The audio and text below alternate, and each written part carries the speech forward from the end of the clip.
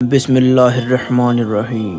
السلام علیکم۔ جواد voice T V میں خوش آمدید۔ دوستو، آج کا یہ واقعہ غازی علم الدین شہید رحمۃ اللہ علیہ کا واقعہ ہے۔ یہ واقعہ بہت ہی دلچسپ ہے جس سے آپ کی روح تازہ ہو جائے گی اور نبی کریم صلی اللہ علیہ وسلم کے لیے محبت مزید پیدا ہوگی۔ آپ سب سے ایک ہی گزارش، اس واقعے کو پورا سننے اور سمجھنے کے لیے اس ویڈیو کو اینڈ تک ضرور دیکھیے گا۔ چلتے ہیں واقعے کی طرف۔ رحمان مذنب صاحب راوی ہیں کہ غازی علم الدین 4 دسمبر 1908 کو متوسطہ طبقے کے ایک شخص تالے مند کے گھر لاہور میں پیدا ہوئے۔ یہ ان کے دوسرے بیٹے تھے۔ نجاری پیشہ تھا، عزت سے دن گزر رہے تھے، ایسے نامور نہ تھے، اپنے محلے تک ان کی شہرت محدود تھی، یا پھر لاہور سے باہر جا کر کام کرتے تو محنت، شرافت اور دیانتداری کی بدولت مختصر سے حلقے میں اچھی نظر سے دیکھے جاتے۔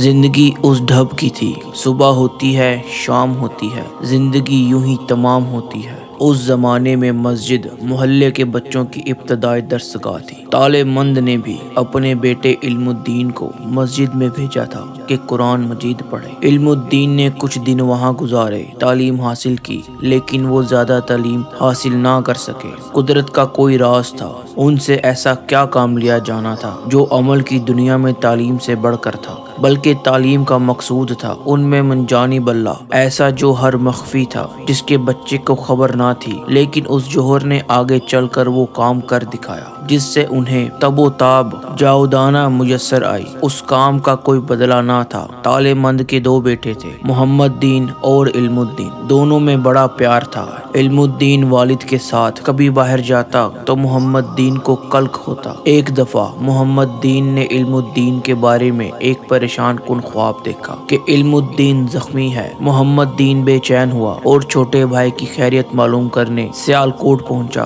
دونوں بھائیوں کی محبت کا یہ عالم تھا کہ جب محمد دین اپنے والد کے ٹھکانے پر پہنچا تو علم الدین چارپائی پر بیٹھا تھا۔ بھائی کو دیکھتے ہی علم الدین اچھل پڑا۔ شدت جذبات سے دونوں بھائی بغلے گیر ہوئے۔ محمد دین نے دیکھا کہ علم الدین واقعی زخمی ہے، ہاتھ پر پٹی بندھی ہوئی ہے، ہاتھ پر شیشہ لگا تھا، لیکن زخم گہرا نہیں تھا۔ اگلے دن محمد دین واپس لاہور آ گئے۔ علم الدین نے بچپن میں بعض ایسے واقعات دیکھے جن کے نقوش ان کے دماغ پر ضبط ہو گئے اور ان کی کردار سازی میں کام آئے۔ علم الدین 1 سال تک والد کے ساتھ کوہاٹ میں رہے۔ یہ علاقہ غیر اور بہادر پٹھانوں کا ہے۔ پٹھانوں کا یہ وصف ہے کہ جو ان سے نیکی کرے وہ اسے بھلاتے نہیں تھے، یاد رکھتے تھے۔ بڑے مخیر طبع اور متواضع لوگ تھے۔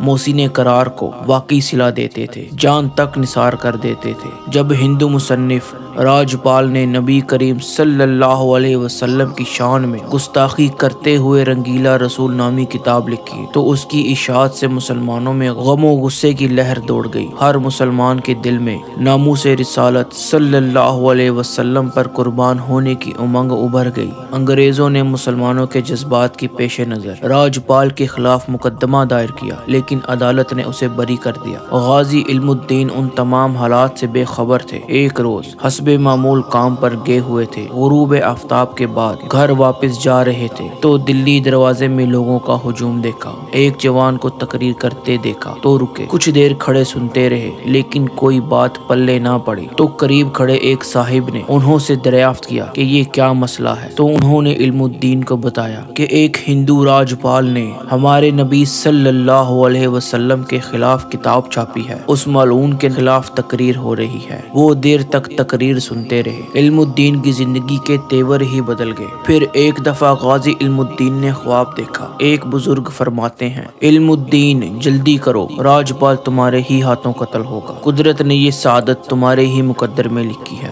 غازی علم الدین نے صبح ہوتے ہی تیز دار چھری خرید لی اور سیدھا راجپال کی دکان پر پہنچے اور پوچھا کہ راجپال کہاں ہے؟ اس نے کہا، میں ہی راجپال ہوں۔ غازی علم الدین نے وہی چھری اس کے پیٹ میں گھونپ دی، اس کے منہ سے دہائی کی آواز نکلی اور وہ فرش پر اوندھے منہ گر گیا۔ راجپال کو قتل کرنے کے بعد غازی بڑے اطمینان سے قریبی نل پر گئے اور چھری کو اس معلوم کے ناپاک خون سے صاف کیا۔ ابھی پانی پینے ہی والے تھے کہ ایک شور ان کے کانوں میں پڑا، راجپال قتل ہو گیا، قاتل کو پکڑو، جانے نہ پائے۔ شور مچانے والے سب ہندو تھے، ان کے ہاتھوں میں برچیاں اور لاٹھیاں تھیں، لیکن وہ سب غازی کے قریب آ کر خود بخود رک گئے۔ یہ صورتحال دیکھ کر غازی علم الدین مسکرائے۔ غازی علم الدین کے والد گرامی طالع مند نے اپنے بیٹے کو اس کارنامے پر یوں اظہار مسرت فرمایا، اگر یہ کام میرا بیٹا نہ کر سکتا تو مجھے دکھ ہوتا۔ والدہ محترمہ نے فرمایا، اگر میرے 7 لڑکے ہوتے تو وہ اس طرح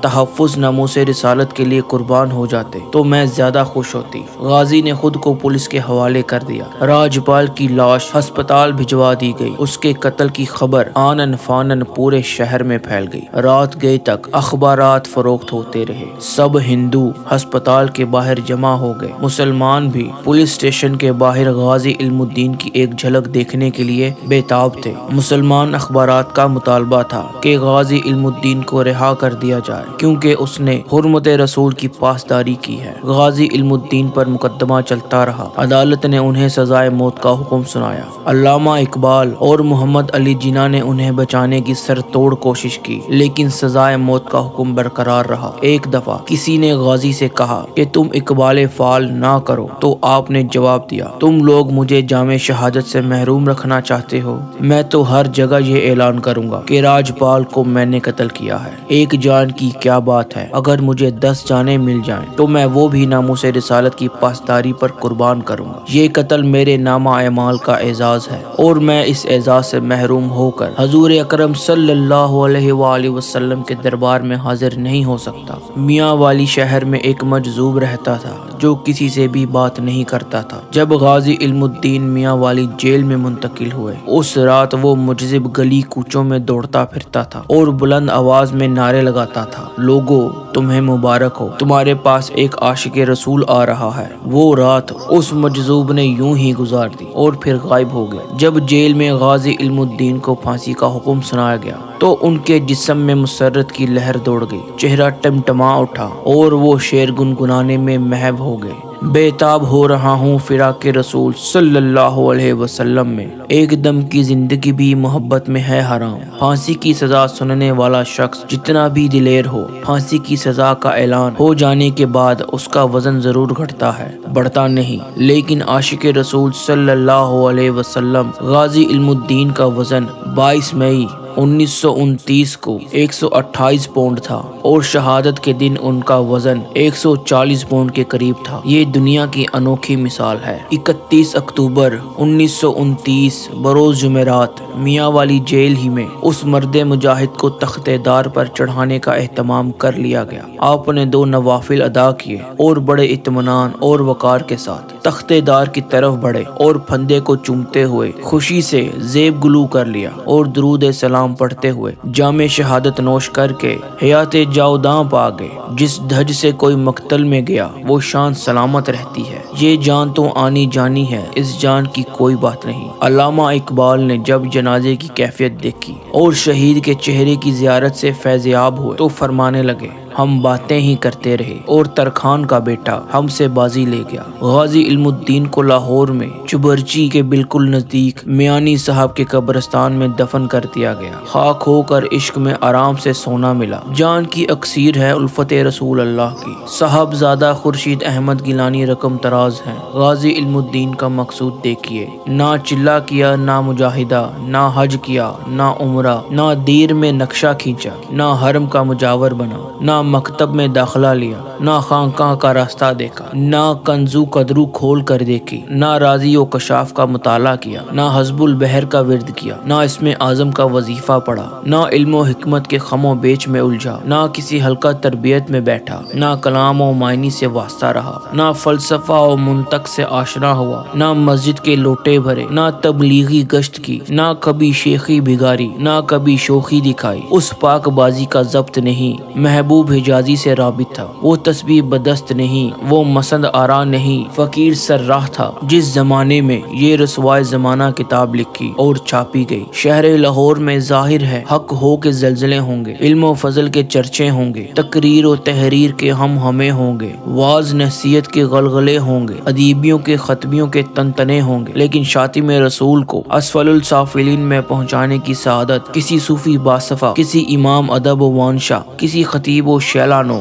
اور کسی سیاسی رہنما کے حصے میں نہیں آئی، بلکہ ایسے مزدور کو ملی جو ممتاز دانشور نہیں، معمولی کاریگر تھا، جس کی پیشانی پر علم و فضل کے آثار نہیں، ہاتھوں میں لوہے کے اوزار تھے۔ خدا معلوم وہ نمازی تھا یا نہیں، لیکن صحیح معنوں میں غازی نکلا۔ وہ کلا دستاری کا آدمی نہیں تھا، مگر بڑے کردار کا حامل بن گیا۔ غازی علم الدین نے نہ فن تجوید و قرأت سیکھا، نہ عربی فارسی پڑھی، نہ رومی کی مصنوعی دیکھی، نہ زمخشری کی کشاف پڑھی، نہ دین کے اسرار و امور سمجھے، مگر ایک راز اس پر ایسا کھلا کہ جنت کے دروازے کھل گئے۔ یہ عقل خود بین کا کرشمہ نہیں، عشق خدا بین کا معجزہ تھا کہ کل تک دکان پر ٹھک ٹھک کرنے والا علم الدین آج کروڑوں مسلمان کے سینے میں دل بن کر دھک دھک کر رہا ہے۔ بے شک رسالت کی بات ہی نرالی ہے۔ ذہن نصیب جس کا عشق رسالت کے لیے کچھ لگ جائے، اور حقیقت یہ ہے کہ اللہ کے رسول کے لیے یہ جان بھی چلی جائے اور اللہ اس کا رسول راضی ہو جائے، تب بھی یہ سودا سستا ہے۔